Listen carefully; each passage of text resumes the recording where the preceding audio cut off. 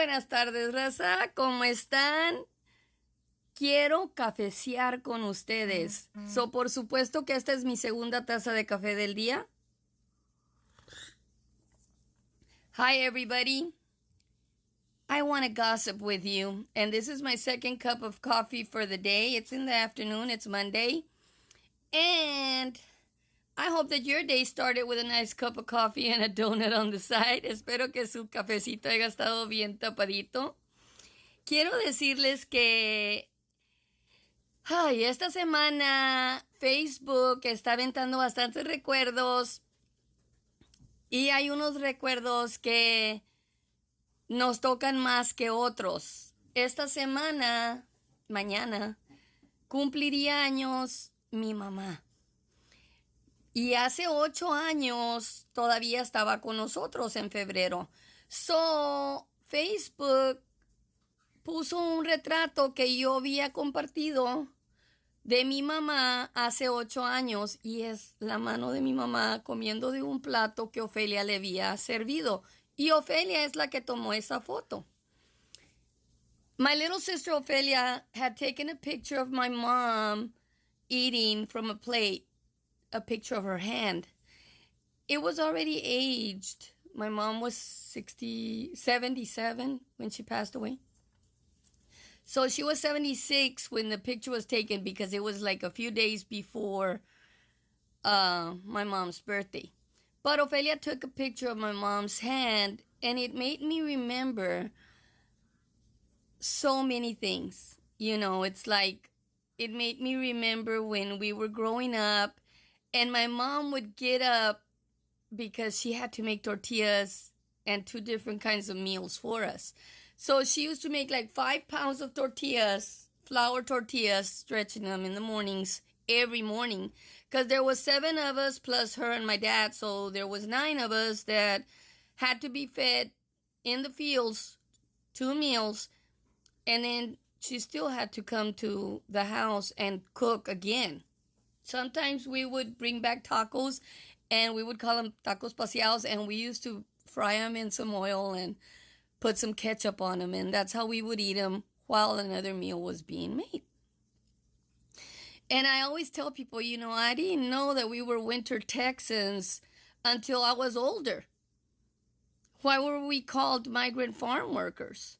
It's weird to me how they labeled us as migrant farm workers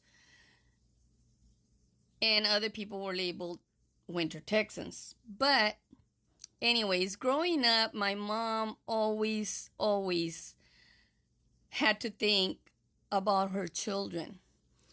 And she used to make tacos with spam and eggs or potatoes and eggs and beans and cheese, and then she would make the other meal and she would keep like half of the tortillas and half of the tortillas were just in the foil. And the thermoses had beans in the bottom and arroz con pollo or arroz con beef tips or fideo con pollo. Sometimes she would make calabaza and pollo. But always the beans were at the bottom and then the second meal. And then we would dump it into a big plate and make tacos. In fact, I had shared a memory because one of those 8 years ago memories came up where a bunch of people are eating in the fields and it says, do you remember these times? And one of my coworkers from Southwest Keys, he's like, I do remember, Angie, and I remember eating in such a hurry that sometimes the tacos had dirt in them. And I was like thinking about it and I'm like, it wasn't the tacos that had dirt. It was our hands that had dirt. We didn't have anywhere to go wash our hands when we were working in the fields. We had to eat in a hurry. So sometimes our hands had cucumbers or, dirt from picking up the onions and taking the roots off and then cutting them, or from the tomatoes that we were picking, but we always were fed. And our mom always thought about us first and what she was going to feed us. My dad was a migrant farmer. He was the crew leader. So we were not by any means considered children that were poor. But we still had to work in the fields like everybody else. And, you know, these are memories that are coming back and they hit me because my mom, I always tell people my mom didn't love all her children the same way, but check this out. My mom only had a second grade education in Mexico. And she had to cross into the United States illegally until she achieved the American dream.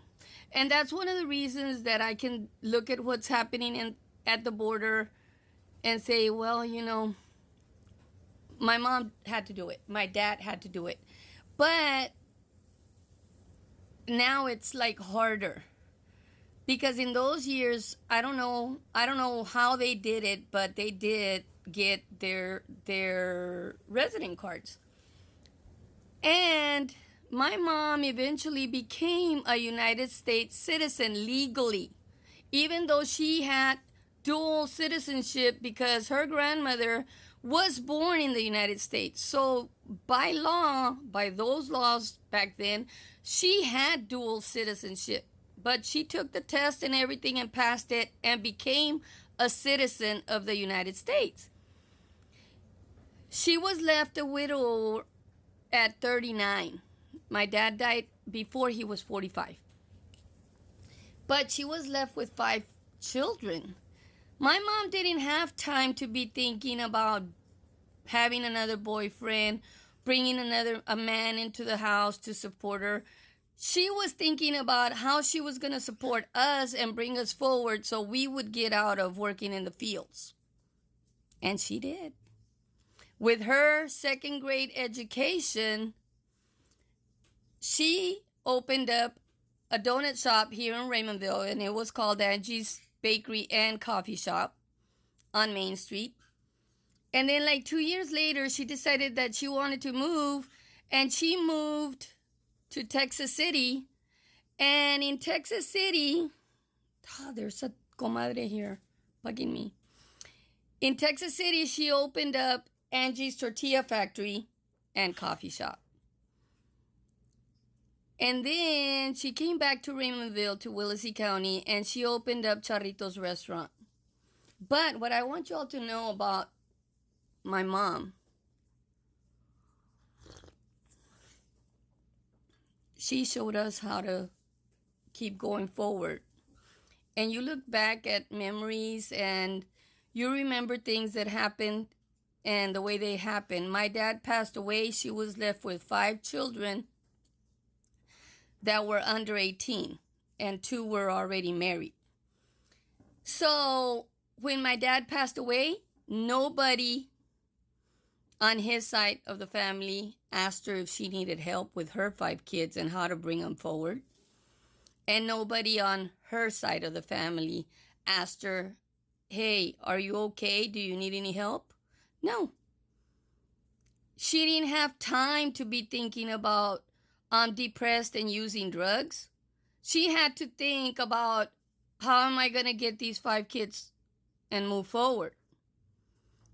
You know, and she opened up the first business, then she opened up the second one, and then the third one before she retired.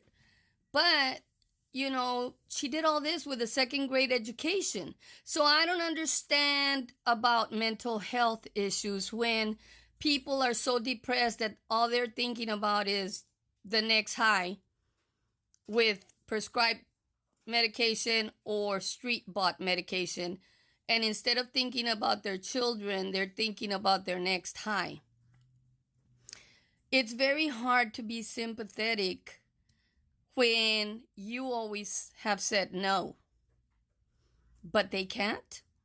It's like something that I can't comprehend, but I try to understand it. I try hard to understand how some people cannot say no, but in a flash they'll say no to their family, to their children.